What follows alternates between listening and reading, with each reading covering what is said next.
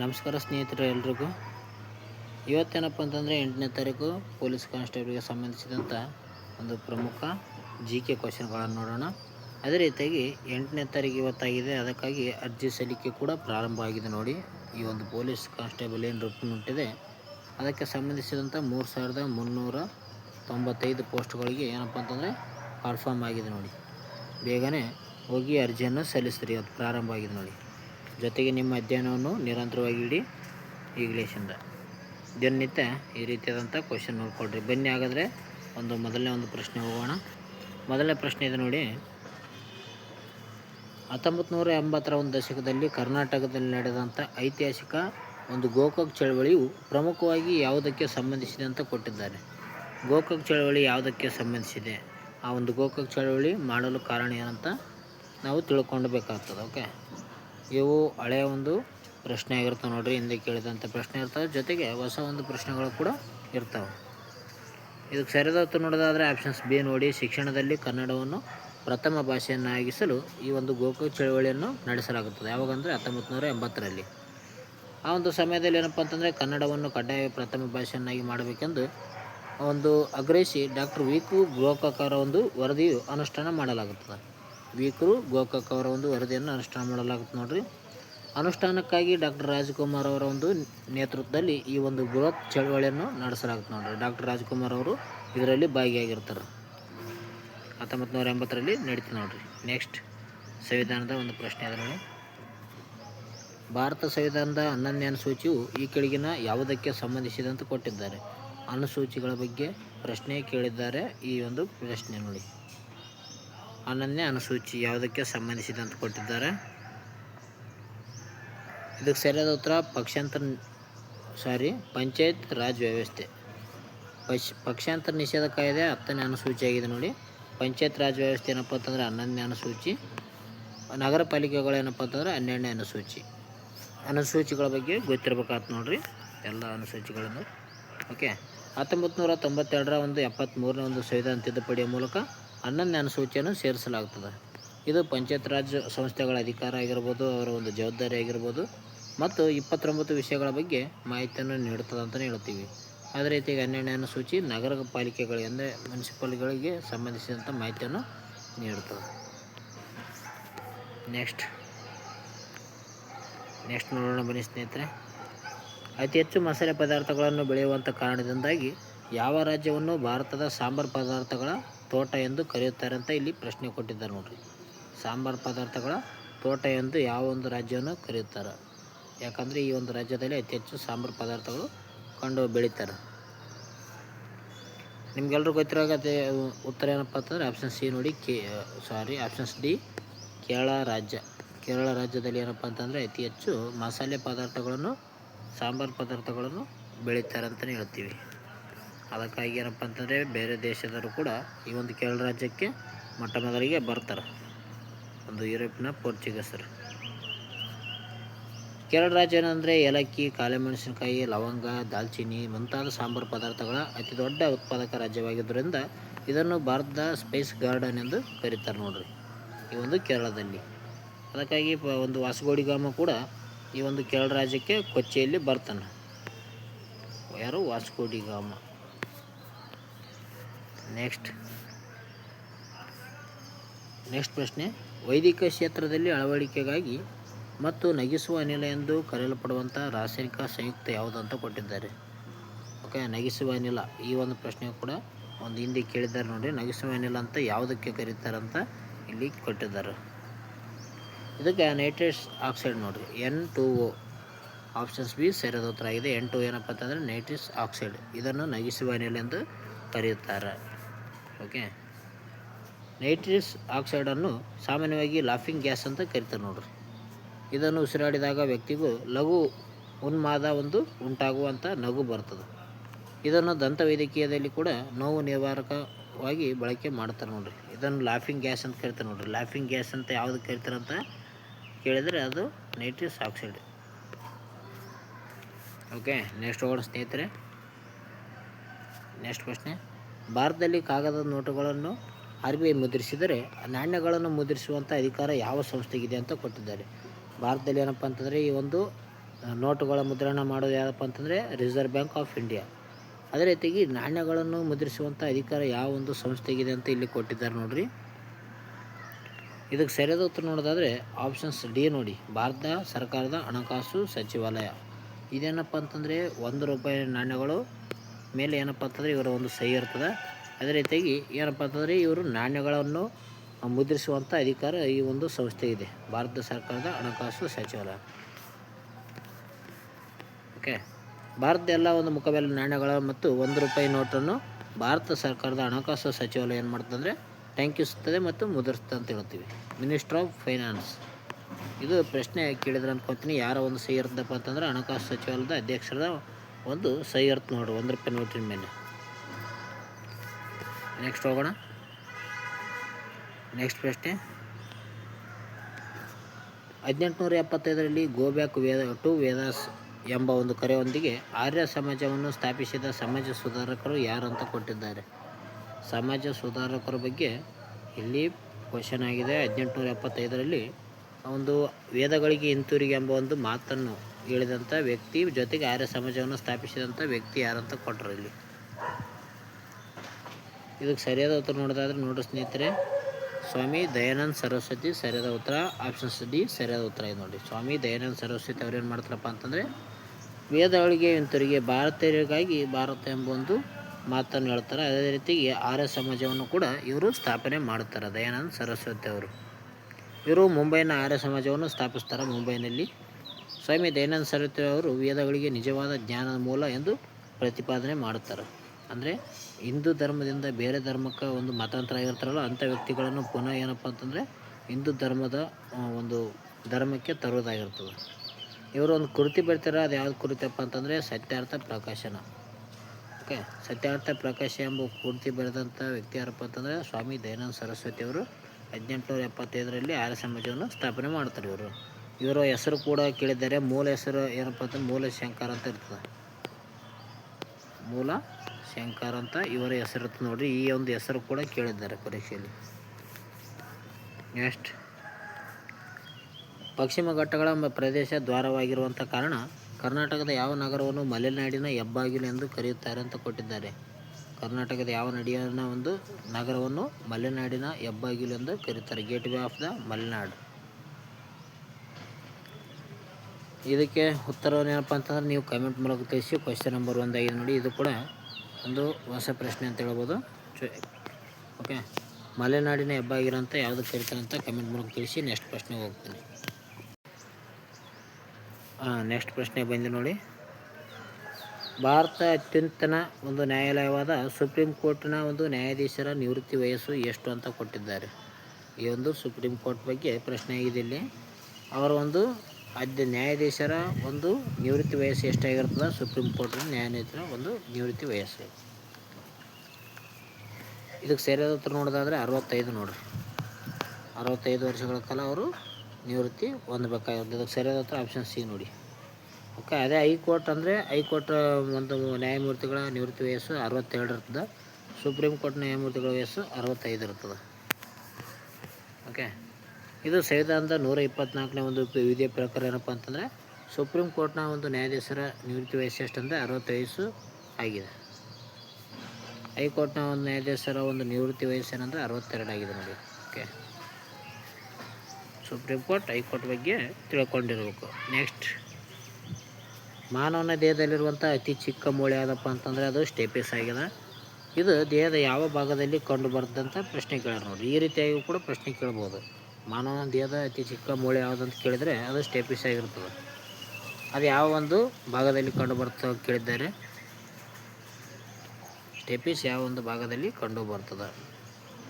ಇದಕ್ಕೆ ಸರಿಯಾದ ಉತ್ತರ ನೋಡೋದಾದರೆ ಕಿವಿ ನೋಡಿ, ಇಯರ್, ಕಿವಿಯ ಭಾಗದಲ್ಲಿ ಕಂಡು ಬರ್ತದೆ. ಓಕೆ, ಸ್ಟೆಪಿಸ್ ಏನಪ್ಪ ಅಂತಂದರೆ ಮಾನವ ದೇಹದ ಅತ್ಯಂತ ಒಂದು ಮತ್ತು ಅಗ್ರವಾದ ಮೂಳೆ ಆಗಿದೆ ನೋಡಿ. ಚಿಕ್ಕ ಮತ್ತು ಅತ್ಯಂತ ಅಗ್ರವಾದಂಥ ಮೂಳೆ ಯಾವುದಂದ್ರೆ ಅದು ಸ್ಟೆಪಿಸ್ ಆಗಿರ್ತದೆ.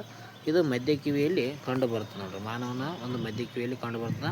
ದೇಹದ ಅತಿ ದೊಡ್ಡ ಉದ್ದವಾದಂಥ ಮೂಳೆ ಯಾವುದಪ್ಪ ಅಂತಂದ್ರೆ ಅದು ತೊಡೆಯಲ್ಲಿರುವಂಥ ಫೀಮರ್, ತೊಡೆ ಮೂಳೆ ಎಂದು ಕೂಡ ಕರೀತಾರೆ ನೋಡ್ರಿ. ಫೀಮರ್ಗೆ ಉದ್ದವಾದಂಥ ಮೂಳೆ ಆಗಿದೆ ಫೀಮರ್. ನೆಕ್ಸ್ಟ್, ಕನ್ನಡದ ಭಗವದ್ಗೀತೆ ಎಂದೇ ಖ್ಯಾತಿಯಾಗಿರುವಂಥ ಪ್ರಸಿದ್ಧ ತಾತ್ವಿಕ ಕಾವ್ಯ ಮಂಕುತಿಮ್ಮನ ಕಗ್ಗವನ್ನು ರಚಿಸಿದವರು ಯಾರು ಅಂತ ಕೊಟ್ಟಿದ್ದಾರೆ. ರಚಿಸಿದಂಥ ಕವಿ ಯಾರು ಅಂತ ಇಲ್ಲಿ ಪ್ರಶ್ನೆ ನೋಡಿ. ಈ ಒಂದು ಪ್ರಶ್ನೆ ಎಲ್ಲ ಒಂದು ಪರೀಕ್ಷೆಯಲ್ಲಿ ಕೂಡ ಬಂದಿದೆ. ಓಕೆ, SDFD ಯಲ್ಲಿ ಕೂಡ ಕೇಳಿದ್ದಾರೆ. ಇವು ಮಂಕುತಿಮ್ಮನ ಕಗ್ಗ ರಚಿಸಿದಂಥ ಕವಿ ಯಾರಂತ ಕೊಟ್ಟರು ನೋಡ್ರಿ. ಇದಕ್ಕೆ ಸರಿಯಾದ ಉತ್ತರ ನೋಡಿದ್ರೆ ಆಪ್ಷನ್ಸ್ ಡಿ ನೋಡಿ, DV ಗುಂಡಪ್ಪ. DVG ಅಂತ ಇವ್ರಿಗೆ ಕರೀತಾರೆ. ಇವರೇನಪ್ಪ ಅಂತಂದರೆ ಮಂಕುತಿಮ್ಮನ ಕಗ್ಗ ಎಂಬ ಒಂದು ಕೃತಿಯನ್ನು ರಚನೆ ಮಾಡ್ತಾರೆ ಇವರು, DV ಗುಂಡಪ್ಪ ಅವರು. ಮಂಕುತಿಮ್ಮನ ಕಗ್ಗ ಏನಪ್ಪ ಅಂತಂದರೆ ಜೀವನದ ಮೌಲ್ಯಗಳು ಯಾವ ರೀತಿಯಾಗಿರಬೇಕು, ತತ್ವಜ್ಞಾನ ಮತ್ತು ವಾಸ್ತವಿಕ ಸತ್ಯಗಳನ್ನು ಸರಳವಾಗಿ ಕನ್ನಡದಲ್ಲಿ ವಿವರಿಸುವಂಥ ಅದ್ಭುತವಾದಂಥ ಒಂದು ಕೃತಿಯಾಗಿದೆ ಅಂತ ಹೇಳ್ತೀವಿ. ಮಂಕುತಿಮ್ಮನ ಕಗ್ಗ ರಚನೆ ಮಾಡಿದವರು DV ಗುಂಡಪ್ಪ. ಓಕೆ, ನೆಕ್ಸ್ಟ್ ಹೋಗೋಣ. ಭಾರತದ ಆರ್ಥಿಕತೆಯಲ್ಲಿ ನೀಲಿ ಕ್ರಾಂತಿಯು ಈ ಕೆಳಗಿನ ಯಾವುದ ಉತ್ಪನ್ನಕ್ಕೆ ಸಂಬಂಧಿಸಿದೆ ಅಂತ ಕೊಟ್ಟಿದ್ದಾರೆ. ಕ್ರಾಂತಿ ಬಗ್ಗೆ ಕೇಳಿದ್ದಾರೆ ನೋಡ್ರಿ. ನೀಲಿ ಕ್ರಾಂತಿ, ಹಳದಿ ಕ್ರಾಂತಿ, ಬಿಳಿ ಕ್ರಾಂತಿ, ಬೆಳ್ಳಿ ಕ್ರಾಂತಿ, ಓಕೆ, ಬ್ಲ್ಯಾಕ್ ರೆವಲ್ಯೂಷನ್ ಅಂತ ಬರುತ್ತೆ. ಓಕೆ, ಇಲ್ಲಿ ಬ್ಲೂ ರೆವಲ್ಯೂಷನ್ ಅಂತ ಕೊಟ್ಟರೆ ಇದು ಯಾವುದಂತ ಕಮೆಂಟ್ ಮೂಲಕ ತಿಳಿಸಿ. ಕ್ವೆಶನ್ ನಂಬರ್ 2 ಆಗಿದೆ ನೋಡಿ ಇದು. ಓಕೆ, ಕ್ವೆಶನ್ ನಂಬರ್ 2 ಇದನ್ನು ತಿಳಿಸಿ. ನೆಕ್ಸ್ಟ್ ಹೋಗೋಣ. ನೆಕ್ಸ್ಟ್ ಪ್ರಶ್ನೆ ಬಂದಿದೆ ನೋಡಿ. ಅರಣ್ಯನಾಶವನ್ನು ತಡೆಯಲು 1973ರಲ್ಲಿ ಉತ್ತರಾಖಂಡದಲ್ಲಿ ಏನು ಮಾಡ್ತಾರಪ್ಪ ಅಂತಂದರೆ ಈ ಒಂದು ಪ್ರಾರಂಭಿಸಲಾದ ಪ್ರಸಿದ್ಧವಾಗಿರುವಂಥ ಚಿಪ್ಕೋ ಚಳವಳಿ ಅಂತ ಒಂದು ನೇತಾರರು ಯಾರಾಗಿರ್ತಾರೆ ಅಂತ ಕೊಟ್ಟಿದ್ದಾರೆ. ಚಿಪ್ಕೋ ಚಳವಳಿಯ ನೇತಾರ ಯಾರಾಗಿರ್ತಾರೆ 1973ರಲ್ಲಿ ಉತ್ತರಾಖಂಡದಲ್ಲಿ ಇದನ್ನು ಸ್ಟಾರ್ಟ್ ಮಾಡ್ತಾರೆ ಈ ಒಂದು ಚಳವಳಿಯನ್ನು. ಇದರ ಒಂದು ನಾಯಕ ಯಾರಂತ ಇಲ್ಲಿ ಕೊಟ್ಟಿದ್ದಾರೆ ನೋಡ್ರಿ. ಇದಕ್ಕೆ ಸರಿಯಾದ ಉತ್ತರ ಯಾವುದಪ್ಪ ಅಂತಂದರೆ ಆಪ್ಷನ್ ಸಿ, ಸುಂದರ್ಲಾಲ್ ಬಹುಗುಣ್. ಸುಂದರ್ಲಾಲ್ ಬಹುಗುಣ್ ಸರಿಯಾದ ಉತ್ತರ ಆಗಿದೆ ನೋಡ್ರಿ. ಮರಗಳನ್ನು ಕಡಿಯದಂತ ಏನು ಮಾಡ್ತಾರಪ್ಪ ಅಂತಂದ್ರೆ ಅದನ್ನು ತಡೆಯಲು ಮರಗಳನ್ನು ಅಪ್ಪಿಕೊಳ್ತಾರೆ. ಅಪ್ಪಿಕೊಂಡು ಏನಪ್ಪ ಅಂತಂದರೆ ಅದೊಂದು ಅಹಿಂಸಾತ್ಮಕ ಒಂದು ಪರಿಸರ ಚಳವಳಿಯನ್ನು ಸುಂದರ್ಲಾಲ್ ಬಹುಗುಣ್ ಮತ್ತು ಚಂಡಿ ಪ್ರಸಾದ್ ಭಟ್ ಅವ್ರು ಏನು ಮಾಡ್ತಾರೆ ಅಂದರೆ ಇದನ್ನು ನಾಯಕತ್ವವನ್ನು ವಹಿಸಿ ನಡೆಸ್ತಾರೆ ಅಂತ ಹೇಳ್ತೀವಿ. ಈ ಚಳವಳಿ ಬಗ್ಗೆ 1973 ಕೇಳಿದ್ದಾರೆ ನೋಡಿರಿ ಪ್ರಶ್ನೆ. 1973ರಲ್ಲಿ ಈ ಒಂದು ಚಿಪ್ಕೋ ಚಳವಳಿಯನ್ನು ಪ್ರಾರಂಭ ಮಾಡ್ತಾರೆ. ಅದೇ ರೀತಿಯಾಗಿ ಕರ್ನಾಟಕದಲ್ಲಿ ಅಪ್ಪಿಕೋ ಚಳವಳಿಯನ್ನು 1983ರಲ್ಲಿ ಪ್ರಾರಂಭ ಮಾಡ್ತಾರೆ ನೋಡಿರಿ. 87 ಇರ್ಬೋದು. ಓಕೆ, ಅದನ್ನು ಕಮೆಂಟ್ ಮೂಲಕ ತಿಳಿಸಿ ಅದರ ಒಂದು ನಾಯಕ ಯಾರಾಗಿರ್ತಾರಂತ. ನೆಕ್ಸ್ಟ್, ಭೌಗೋಳಿಕ ವಿಸ್ತೀರ್ಣದಲ್ಲಿ ಆಧಾರದ ಮೇಲೆ ಪ್ರಪಂಚದ ಅತಿ ಚಿಕ್ಕ ಖಂಡ ಯಾವುದು ಅಂತ ಪ್ರಶ್ನೆ ಕೊಟ್ಟಿದ್ದಾರೆ ನೋಡಿ. ಅತ್ಯಂತ ಚಿಕ್ಕವಾದ ಖಂಡ ಯಾವುದು? ಇದಕ್ಕೆ ಸರಿಯಾದ ಉತ್ತರ ನೋಡೋದಾದರೆ ಆಸ್ಟ್ರೇಲಿಯಾ ನೋಡಿ ಸ್ನೇಹಿತರೆ. ಹೆಚ್ಚು ಒಂದು ಪ್ರಶ್ನೆ ಇದ್ದಾವೆ, ಸ್ಪೀಡ್ನಲ್ಲಿ ಹೋಗೋಣ. ಓಕೆ, ಆಸ್ಟ್ರೇಲಿಯಾ ನೋಡಿ ಅತಿ ಚಿಕ್ಕದಾದಂಥ ಖಂಡ ಆಗಿದೆ ನೋಡಿ. ಓಕೆ, ಆಸ್ಟ್ರೇಲಿಯಾ ಏನಪ್ಪ ಅಂತಂದರೆ ಜಗತ್ತಿನ ಒಂದು ಅತ್ಯಂತ ಚಿಕ್ಕ ಖಂಡ ಅಂತ ಕರಿತಾರೆ. ಅತಿ ದೊಡ್ಡ ದ್ವೀಪ ಎಂದು ಇದಕ್ಕೆ ಕರಿತಾರೆ ನೋಡ್ರಿ. ಐಸ್ಲ್ಯಾಂಡ್ ಏನಪ್ಪ ಅಂತಾರೆ ಅತಿ ದೊಡ್ಡ ದ್ವೀಪ ಇದು. ಏಷ್ಯಾ ವಿಶ್ವದ ಅತಿ ದೊಡ್ಡ ಖಂಡ ಆಗಿದೆ ಅಂತ ಹೇಳ್ತೀವಿ. ಏಷ್ಯಾ ಖಂಡ ಏನಪ್ಪ ಅಂತಂದರೆ ವಿಶ್ವದ ಅತ್ಯಂತ ಒಂದು ದೊಡ್ಡದಾದ ಖಂಡ ಆಗಿದೆ ನೋಡಿ. ನೆಕ್ಸ್ಟ್, ಭಾರತದಲ್ಲಿ ಮತದಾನ ವಯಸ್ಸನ್ನು 21 ವರ್ಷದಿಂದ 18 ವರ್ಷಗಳಿಗೆ ಇಳಿಸಿದಂಥ ಸಂವಿಧಾನದ ತಿದ್ದುಪಡಿ ಯಾವುದಂತ ಪ್ರಶ್ನೆ ಕೇಳಿದ್ದಾರೆ. ಓಕೆ, ಈ ಪ್ರಶ್ನೆ ಕೂಡ ಸ್ಟಾರ್ ಮಾರ್ಕ್ ಇದೆ ನೋಡಿ. ಇದಕ್ಕೆ ಕೂಡ ಇದಕ್ಕೆ ಸರಿಯಾದ ಉತ್ತರ ಏನಪ್ಪ ಅಂತಂದರೆ 61ನೇ ಸಂವಿಧಾನ ತಿದ್ದುಪಡಿ. 61ನೇ ಸಂವಿಧಾನ ತಿದ್ದುಪಡಿ ಏನಪ್ಪ ಅಂತಂದರೆ 1988ರಲ್ಲಿ 61ನೇ ಸಂವಿಧಾನ ತಿದ್ದುಪಡಿ ಮಾಡಿಗೆಸಿಂದ ಒಂದು ಮತದಾರ ವಯಸ್ಸನ್ನು 21ರಿಂದ 18 ವರ್ಷಗಳಿಗೆ ಇಳಿಸಲಾಗುತ್ತದೆ 1988ರಲ್ಲಿ.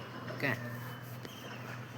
1988ರಲ್ಲಿ ರಾಜೀವ್ ಗಾಂಧಿ ಅವರ ಒಂದು ಸರ್ಕಾರದ ಅವಧಿಯಲ್ಲಿ ಏನು ಮಾಡ್ತಾರೆ ಅಂದರೆ 61ನೇ ಸಂವಿಧಾನ ತಿದ್ದುಪಡಿ ಮಾಡುವ ಮೂಲಕ 326ನೇ ವಿಧಿಯನ್ನು ತಿದ್ದುಪಡಿ ಮಾಡಿಗೆಸಿಂದ ಯುವಕರಿಗೆ 18 ವಯಸ್ಸಿಗೆ ಮತದಾನ ಹಕ್ಕನ್ನು ನೀಡಲಾಗುತ್ತದೆ. 321ನೇ ಒಂದು ವಿಧಿ ನೋಡಿರಿ. ತಿದ್ದುಪಡಿ ಕೇಳಿದರೆ 61, ವಿಧಿ ಕೇಳಿದರೆ 321. ಇದು 21 ವಯಸ್ಸಿಂದ 18 ವರ್ಷಕ್ಕೆ ಮಾಡ್ತಾರೆ ಇದು ವಯಸ್ಸು, ಮತದಾನದ ವಯಸ್ಸನ್ನು. ಜನವರಿ 25ರಂದು ಮತದಾನ ದಿನಾಚರಣೆಯನ್ನು ಮಾಡ್ತಾರೆ ನೋಡಿ ಪ್ರತಿ ವರ್ಷ. ನೆಕ್ಸ್ಟ್, ಭೌತಶಾಸ್ತ್ರದಲ್ಲಿ ಬಲವನ್ನು ಬಳಸುವಂಥ ಅಂತಾರಾಷ್ಟ್ರೀಯ ಮಾನ ಯಾವುದಂತ ಕೊಟ್ಟಿದ್ದಾರೆ. SI ಯೂನಿಟ್ ಯಾವುದು? ಈ ಒಂದು ಫೋರ್ಸ್ ಅದಂತ ಕೊಟ್ಟರು ಇಲ್ಲಿ. ಫೋರ್ಸ್. ಇದಕ್ಕೆ ಸರಿಯಾದ ಉತ್ತರ ಏನಪ್ಪ ಅಂತಂದರೆ ಬಲ ಅಂದಾಗ ನಾವೇನಪ್ಪ ಅಂತಂತೀವಿ ನ್ಯೂಟನ್ ನೋಡ್ರಿ. ಬಲದ ಅಂತಾರಾಷ್ಟ್ರೀಯ ಮಾನ ಏನಂದರೆ ನ್ಯೂಟನ್ ಆಗಿರ್ತದೆ. ಸರ್ ಐಸಾಕ್ ನ್ಯೂಟನ್ ಒಂದು ಗೌರವಾರ್ಥ ಬಲದ ಒಂದು ಅಳತೆಯ ನ್ಯೂಟನ್ ಆಗಿರ್ತದೆ. ಏಕಮಾನವನ್ನು ಬಳಸಲಾಗುತ್ತೆ ನೋಡ್ರಿ. ಏನಂದ್ರೆ ಜೌಲ್ ಅಂದರೆ ಏನಪ್ಪ ಅಂತಂದರೆ ಕೆಲಸ ಮತ್ತು ಶಕ್ತಿ ಏಕಮಾನ ಆಗಿದೆ. ಪಾಸ್ಕಲ್ ಎಂಬುದು ಏನಪ್ಪ ಅಂತಂದರೆ ಒತ್ತಡವನ್ನು ಹೇಳ್ತದೆ. ವ್ಯಾಟ್ ಎಂಬುದಂದರೆ ವಿದ್ಯುತ್ ಸಾಮರ್ಥ್ಯವನ್ನು, ವಿದ್ಯುತ್ ಒತ್ತಡವನ್ನು ಹೇಳೋದು ಏನಪ್ಪ ಅಂತಂದರೆ ಪಾಸ್ಕಲ್. ವ್ಯಾಟ್ ಅಂದರೆ ವಿದ್ಯುತ್ ಸಾಮರ್ಥ್ಯ, ವ್ಯಾಟರ್ ಮೂಲಕ ಅಳೆಯುತ್ತಾರೆ ನೋಡಿರಿ, SI unit. Okay, next Hassan ಜಿಲ್ಲೆಯ ಬೇಲೂರಿನಲ್ಲಿರುವಂಥ ಜಗತ್ಪ್ರಸಿದ್ಧ ಚೆನ್ನಕೇಶವ ದೇವಾಲಯವನ್ನು ನಿರ್ಮಿಸಿದಂಥ ರಾಜವಂಶ ಯಾವುದಂತ ಕೊಟ್ಟಿದ್ದಾರೆ. ರಾಜವಂಶ ಯಾವುದು? ಚೆನ್ನಕೇಶವ ದೇವಾಲಯ ನಿರ್ಮಿಸಿದಂಥ ರಾಜವಂಶ ಯಾವುದಂತ ಕೊಟ್ಟಾರ. ಇದಕ್ಕೆ ಸರಿಯಾದ ಉತ್ತರ ಯಾರಪ್ಪ ಅಂತಂದರೆ ಹೊಯ್ಸಳರು ನೋಡ್ರಿ. Option C ಹೊಯ್ಸಳರು. ಹೊಯ್ಸಳರು ಏನಪ್ಪ ಅಂತಂದರೆ ಚೆನ್ನಕೇಶವ ದೇವಾಲಯವನ್ನು ನಿರ್ಮಾಣ ಮಾಡ್ತಾರೆ ನೋಡ್ರಿ ಹಾಸನದಲ್ಲಿ. ಈ ಒಂದು ಹೊಯ್ಸಳರ ದೇವಸ್ಥಾನ ಏನಪ್ಪ ಅಂತಂದರೆ ಚೋಳರ ಮೇಲಿನ ವಿಜಯದ ನೆನಪಿಗಾಗಿ ಹೊಯ್ಸಳರ ಒಂದು ಪ್ರಸಿದ್ಧ ದೊರೆಯಾಗಿರುವಂಥ ವಿಷ್ಣುವರ್ಧನ ಈತನಿಗೆ ಏನಂದರೆ ಭೇಟಿ ದೇವ ಎಂಬ ಬಿರುದು ಕೂಡ ಇರುತ್ತೆ ನೋಡ್ರಿ. ಈತನೇನು ಮಾಡ್ತಾನೆ ಅಂದರೆ 1117ರಲ್ಲಿ ಬೇಲೂರಿನಲ್ಲಿ ಈ ಒಂದು ಚೆನ್ನಕೇಶವ ದೇವಾಲಯವನ್ನು ನಿರ್ಮಾಣ ಮಾಡ್ತಾನೆ. ಇದು ಯಾವ ರೀತಿಯಾಗಿದೆಯಪ್ಪ ಅಂತಂದರೆ ನಕ್ಷತ್ರಾಕಾರದ ಒಂದು ತಳಹದಿಯ ಮೇಲೆ ಇದನ್ನು ನಿರ್ಮಾಣ ಮಾಡಿರ್ತಾರೆ ನೋಡ್ರಿ. ನಕ್ಷತ್ರ ಒಂದು ಕಾರದ ತಳಹದಿಯ ಮೇಲೆ ಈ ಒಂದು ಗೋಪುರವನ್ನು ನಿರ್ಮಾಣ ಮಾಡ್ತಾರೆ ಇವರು. ಓಕೆ, ನೆಕ್ಸ್ಟ್ ಪ್ರತಿ ವರ್ಷ ಫೆಬ್ರವರಿ 28ರಂದು ಭಾರತ ರಾಷ್ಟ್ರೀಯ ವಿಜ್ಞಾನ ದಿನವನ್ನು ಆಚರಣೆ ಮಾಡಲಾಗುತ್ತದೆ. ಯಾವ ಐತಿಹಾಸಿಕ ಸಾಧನೆ ಘಟನೆಗಾಗಿ ಈ ಒಂದು ದಿನವನ್ನು ಆಚರಣೆ ಮಾಡ್ತಾರೆ ಅಂತ ಪ್ರಶ್ನೆ ಕೇಳಿದ್ದಾರೆ. ಈ ಒಂದು ಪ್ರಶ್ನೆ ನೀವೇನಪ್ಪ ಅಂತಂದರೆ ಕ್ವಶನ್ ಮೂಲಕ ತಿಳಿಸಿ. ಕ್ವಶನ್ ನಂಬರ್ 3 ನೋಡಿ ಅದು. ಓಕೆ, ಕಾಮೆಂಟ್ ಮೂಲಕ ತಿಳಿಸಿ ಈ ಒಂದು ಕ್ವಶನ್ಗೆ. ನೆಕ್ಸ್ಟ್ ಪ್ರಶ್ನೆ ಹೋಗೋಣ. ನೆಕ್ಸ್ಟ್ ಪ್ರಶ್ನೆ ಬಂದಿದೆ ನೋಡಿ. 1975ರಲ್ಲಿ ಒಂದು ರಷ್ಯಾದ ಒಂದು ಸಹಾಯದಿಂದ ಉಡಾವಣೆಗೊಂಡಂಥ ಭಾರತ ಮೊಟ್ಟ ಮೊದಲ ಕೃತಕ ಉಪಗ್ರಹ ಯಾವುದಂತ ಕೊಟ್ಟಿದ್ದಾರೆ. ಓಕೆ, 1975ರಲ್ಲಿ ರಷ್ಯಾ ದೇಶದ ಒಂದು ಸಹಾಯದಿಂದ ಉಡಾವಣೆ ಆದಂಥ ಭಾರತದ ಕೃತಕ ಉಪಗ್ರಹ ಯಾವುದು? ಇದಕ್ಕೆ ಸರಿಯಾದ ಉತ್ತರ ಯಾವುದಾದ್ರೆ ಆರ್ಯಭಟ ನೋಡ್ರಿ. 1975ರಲ್ಲಿ ಈ ಒಂದು ಆರ್ಯಭಟವನ್ನು ಉಡಾವಣೆ ಮಾಡಲಾಗುತ್ತದೆ. ಇದೊಂದು ಕೃತಕ ಉಪಗ್ರಹ ಆಗಿದೆ ನೋಡಿ. ಭಾರತದ ಶ್ರೇಷ್ಠ ಗಣಿತ ತಜ್ಞ ಮತ್ತು ಖಗೋಳಶಾಸ್ತ್ರಜ್ಞ ಒಂದು ಆಗಿರುವಂಥ ಆರ್ಯಭಟನ ಹೆಸರಿನಲ್ಲಿ ಇದನ್ನು ಉಡಾವಣೆ ಮಾಡಲಾಗುತ್ತದೆ. 19 ಏಪ್ರಿಲ್ 1975ರಲ್ಲಿ ಇದನ್ನು ಉಡಾವಣೆ ಮಾಡ್ತಾರೆ ನೋಡ್ರಿ. ಏಪ್ರಿಲ್ 19. ಓಕೆ, ನೆಕ್ಸ್ಟ್ ನವೆಂಬರ್ 1, 1973ರಲ್ಲಿ ಅಂದಿನ ಮೈಸೂರು ರಾಜ್ಯಕ್ಕೆ ಅಧಿಕೃತವಾಗಿ ಕರ್ನಾಟಕ ಎಂದು ಮರುನಾಮಕರಣ ಮಾಡಿದಾಗ ರಾಜ್ಯದ ಮುಖ್ಯಮಂತ್ರಿ ಯಾರಿದ್ದರು? 1973ದಾಗ ಏನು ಮಾಡ್ತಾರೆ ಅಂದರೆ ನವೆಂಬರ್ 1ನೇ ತಾರೀಕು ಇದಕ್ಕೆ ಮೈಸೂರು ರಾಜ್ಯ ಇರ್ತದಲ್ಲ ಇದನ್ನು ಕರ್ನಾಟಕ ರಾಜ್ಯವಾಗಿ ನಾಮಕರಣ ಮಾಡ್ತಾರೆ. ಆ ಒಂದು ಸಮಯದಲ್ಲಿ ಇದ್ದುವಂಥ ಒಂದು ಮುಖ್ಯಮಂತ್ರಿ ಯಾರಂತ ಇಲ್ಲಿ ಪ್ರಶ್ನೆ ಆಗಿದೆ. ಇದಕ್ಕೆ ಸರಿಯಾದ ಉತ್ತರ ಯಾರಪ್ಪ ಅಂತಂದರೆ ಡಿ ದೇವರಾಜ ಅರಸ್ ಅವರು ಸರಿಯಾದ ಉತ್ತರ ಆಗಿದೆ ನೋಡ್ರಿ. ಅದೇ ರೀತಿಯಾಗಿ ಆ ಸಮಯದಲ್ಲಿರುವಂಥ ರಾಜ್ಯಪಾಲರು ಯಾರಂತ ನೀವು ಕಮೆಂಟ್ ಮೂಲಕ ಉತ್ತರವನ್ನು ತಿಳಿಸಬೇಕು. ಓಕೆ, 1973ರಲ್ಲಿ ಮೈಸೂರು ರಾಜ್ಯಕ್ಕೆ ಕರ್ನಾಟಕ ಎಂದು ನಾಮಕರಣ ಆದಂಥ ಸಂದರ್ಭದಲ್ಲಿ ಇರುವಂಥ ರಾಜ್ಯಪಾಲರು ಯಾರಂತ ಕಮೆಂಟ್ ಮೂಲಕ ತಿಳಿಸಿ. ಹಿಂದುಳಿದ ಒಂದು ವರ್ಗಗಳ ಅಧಿಕಾರ ಕೂಡ ಎಂದು ಕರೀತಾರೆ ನೋಡ್ರಿ ಇವರಿಗೆ, ಡಿ ದೇವರಾಜ ಅರಸ್ ಅವರಿಗೆ. ಇವರೇನಪ್ಪ ಅಂತಂದರೆ ಮುಖ್ಯಮಂತ್ರಿ ಅಥವಾ ಒಂದು ಅವಧಿಯಲ್ಲಿ ಏನಂದರೆ ಕನ್ನಡಿಗರ ಬಹುಕಾಲದ ಕನಸಾಗಿದ್ದ ಕರ್ನಾಟಕ ಎಂಬ ಒಂದು ಹೆಸರನ್ನು ಅಧಿಕೃತವಾಗಿ ತರಲಾಗುತ್ತದೆ 1973ರಲ್ಲಿ ನವೆಂಬರ್ 1ನೇ ತಾರೀಕು. ಅದಕ್ಕಾಗಿ ಪ್ರತಿ ವರ್ಷ ಕರ್ನಾಟಕ ದಿನವನ್ನು ನವೆಂಬರ್ 1ನೇ ತಾರೀಕು ಆಚರಣೆ ಮಾಡ್ತಾರೆ. ನೆಕ್ಸ್ಟ್ ಸಮೃದ್ಧ ಆರ್ಥಿಕತೆಯಿಂದ ಕೂಡಿದ್ದ ವಿಜಯನಗರ ಸಾಮ್ರಾಜ್ಯದ ಕಾಲದಲ್ಲಿ ವ್ಯಾಪಕವಾಗಿ ಬಳಕೆಯಲ್ಲಿದ್ದ ಚಿನ್ನದ ನಾಣ್ಯವನ್ನು ಏನೆಂದು ಕರೆಯುತ್ತಿದ್ದರು? ವಿಜಯನಗರ ಕಾಲದಲ್ಲಿ ಇರುವಂಥ ಪ್ರಸಿದ್ಧವಾದಂಥ ಒಂದು ಚಿನ್ನದ ನಾಣ್ಯಕ್ಕೆ ಯಾವ ಒಂದು ಹೆಸರಿನಿಂದ ಕರಿತಿದ್ದಾರಂತ ಇಲ್ಲಿ ಪ್ರಶ್ನೆ ಕೊಟ್ಟಿದ್ದಾರೆ. ಈ ಒಂದು ಪ್ರಶ್ನೆಗೆ ಏನಪ್ಪ ಅಂತಂದರೆ ಕ್ವಶನ್ 5 ಅಂತ ಏನಂದರೆ ನೀವು ಉತ್ತರವನ್ನು ತಿಳಿಸಬೇಕು. ಓಕೆ, ಇವೇನಪ್ಪ ಅಂತಂದರೆ ಪ್ರಮುಖ ಒಂದು ಪ್ರಶ್ನೆಗಳಾಗಿವೆ ಅಂತ ಹೇಳ್ತೀವಿ. ಇವು ಮುಂದೆ ಬರುವಂಥ ನಿಮಗೇನು ಪೊಲೀಸ್ ಕಾನ್ಸ್ಟೇಬಲ್ ಪರೀಕ್ಷೆ ಇದೆ ಅದಕ್ಕೆ ಬಹಳ ಸಹಕಾರಿ ಆಗ್ತದಂತ ಹೇಳ್ಬೋದು ನೋಡಿ ಸ್ನೇಹಿತರೆ. ಓಕೆ, ಈ ರೀತಿಯಾದಂಥ ಮತ್ತೆ ಪ್ರಶ್ನೆ ಕೇಳಿದ್ರಪ್ಪ ಅಂತಂದರೆ ಉತ್ತರ ಮಾಡಲು ನಿಮಗೆ ಆ ಒಂದು ಸಾಮರ್ಥ್ಯ ಇರಬೇಕಾಗ್ತದೆ. ಅದಕ್ಕಾಗಿ ಪ್ರಮುಖ ಪ್ರಶ್ನೆಗಳು ಇದ್ದವು. ಈ ಒಂದು ಪ್ರಶ್ನೆ ನಿಮ್ಮ ಮುಂದೆ ತರ್ತಾ ಇದ್ದೀನಿ.